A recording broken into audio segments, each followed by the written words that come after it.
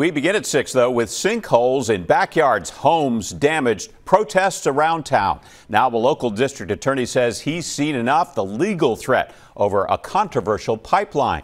The DA says the pipeline construction project was not done safely. Good evening, everyone. I'm Jim Rosenfield. The Sunoco Pipeline's Mariner East project runs from western Pennsylvania across the state and through the Delaware Valley. NBC 10's Deanna Durante is joining us live from Westchester with this new criminal investigation. Tell us about it, Deanna.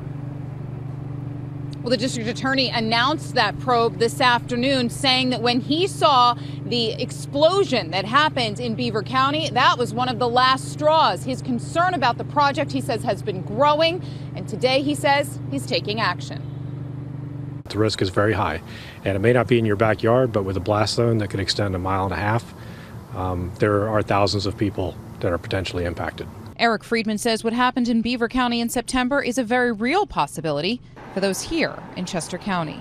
So we're looking at around 700,000 barrels a day of these highly volatile liquids going through our communities, and that's a serious safety concern. The pipeline project site has been stopped here in front of Ginny Kerslake's home after well water contamination was feared. And a probability of an accident that's far too high. For 2 years, residents have been voicing concern against the pipeline that carries natural gas byproducts. Residents say they fear for the safety of the area. And today, the Chester County DA says, we are putting these companies on notice, and we're no longer talking about fines. At that point, we are talking about people going to jail. The DA says he's talked to residents who say they've been bullied by those behind the project. He says many have had property damage and says he's now opening a criminal case against Sunoco and those behind the project.